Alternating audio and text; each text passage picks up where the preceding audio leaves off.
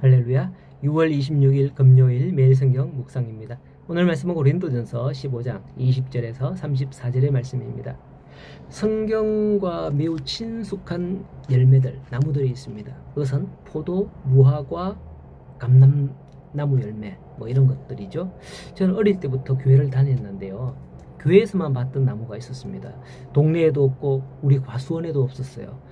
왜 그게 어릴 적에는 교회만 꼭 있는지 몰랐거든요. 나중에 보니까 그게 성경에 나오는 나무더라고요. 무화과 나무. 저 아시간 어릴 적에 교회만 가면 그 무화과를 따먹었던 기억이 나요. 보통 가을에 한 8월부터 9월, 8, 9월 한 2달 동안 무화과 계속 있잖아요. 그걸 따먹던 기억이 나서 지금도 무화과 좋아하거든요. 자, 어쨌든 그래서 우리 교회에도 보면 제가 교회 뒤편에 무화과 나무를 심어놨어요. 작년에는 많이 달렸거든요.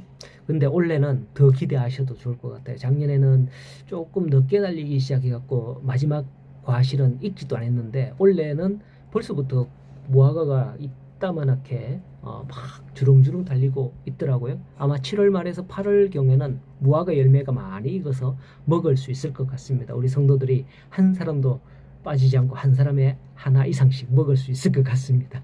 또 무화과나무가 번식도 잘 되거든요. 그래서 제가 교회 뒤편에 보면 옆에 나무를 좀 정리하고 5그루를 더 번식을 해놔서 심어놨어요. 내년에는 무화과 열매를 더 기대하셔도 좋을 것 같습니다.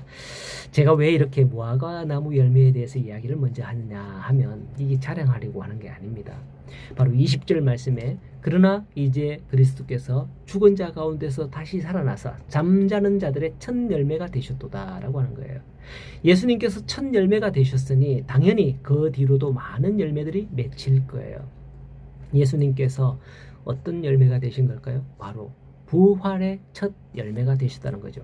모든 사람은 죽음이라는 피할 수 없는 종착역을 향해서 나아가지만은 예수님은 그 죽음을 이기시고 다시 살아나심으로 우리도 반드시 부활하게 될 것을 보여주는 첫 사례, 시범 케이스, 즉 첫 열매가 되셨다라는 거예요. 이것은 예수님의 부활이 모든 믿는 자들이 장차 부활하게 될 확실한 예표여 보정이 된다는 의미입니다. 인류는 아담의 범죄로 인해서 그 안에서 죽은 것과 같이 이제는 둘째 아담으로 오신 예수 그리스도의 구속사역과 부활로 말미암아 모든 성도들이 그리스도 안에서 새 삶을 얻게 될 것이다. 21절에 22절에 말씀을 하고 있습니다. 그런데 부활하면 일단 과학적으로 입증할 수 없는 일이에요. 부활은. 이것은 현대의학으로도 불가능하죠. 어찌 그런데 2000년 전에 가능할 것이라고 생각을 했겠습니까? 설명에는 납득이 되지 않습니다. 그렇기 때문에 믿지 않는 자들이 많이 있었죠. 바로 그들은 이미 여러분들도 아시다시피 예수님 당시 사두개인들이었고요. 바울의 활동 시기에 헬라인도 동일했습니다. 그렇기 때문에 고린도 교회 성도 중 일부가 믿지 않는 자들이 있을 수 있었다는 거죠. 바로 헬라인 그리스도인들이 도저히 이거는 믿을 수가 없는데 이해할 수가 없는데 라고 했던 이들이 많았던 거예요. 오늘날에도 성도들 가운데 부활을 믿는 성도가 얼마나 될까요? 사실 이 부활이 나와 아직 아무런 상관이 없다고 생각하거나 그렇게 여기는 자들도 많고요. 그냥 믿어준다. 살아났다고 하니까 그냥 그렇겠지. 이런 이들도 많을 거예요. 분명 우리 가운데서도 있어요.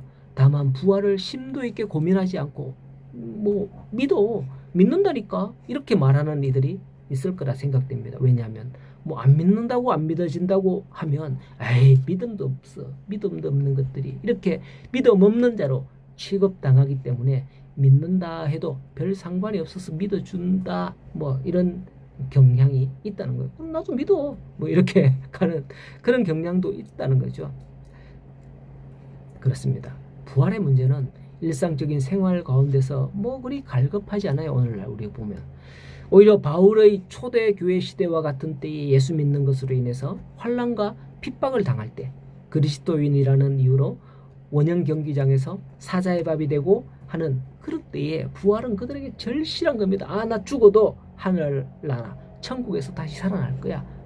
그렇게 절실한 거죠. 32절에 또 말씀합니다. 내가 사람의 방법으로 에베소에서 맹수와 더불어 싸웠다면 내게 무슨 유익이 있으리요 하는 거죠. 그렇습니다. 그럴 때 죽은 자가 다시 살아나지 못한다면 내일 죽을 터이니 먹고 마시자 하리라 한다는 거예요. 부활을 믿지 못하는 자들은 내세에 대한 소망이 없습니다. 그렇기 때문에 그들에게는 내일이 없는 거예요. 오히려 내일이 없기 때문에 그들은 겁이 나요. 죽으면 이제 끝이야 라고 겁이 나는 거죠. 내일 죽는다고 하면 그냥 자포자기하는 거죠. 내일 죽을 터이니 먹고 마시자. 어차피 죽을 거. 이렇게 자포자기도 합니다. 오죽하면 우리말에 잘 먹고 죽은 귀신이 때깔도 좋다. 이런 말이 있겠습니까? 기왕에 죽을 거 실컷 먹고나 죽어보자 라는 거예요. 하지만 부활을 믿는 성도들은 내일에 대한 기대와 소망이 있습니다. 눈을 감으면 천국에서 눈을 뜰 것이다 라는 믿음과 소망이죠. 그것은 바로 우리에게 부활의 첫 열매가 되신 예수님께서 주신 부활의 소망인 거죠. 오늘도 이 부활의 소망을 품고 살아가는 오늘 하루가 되는 우리 모든 성도님들의 삶이 되기를 간절히 소원합니다.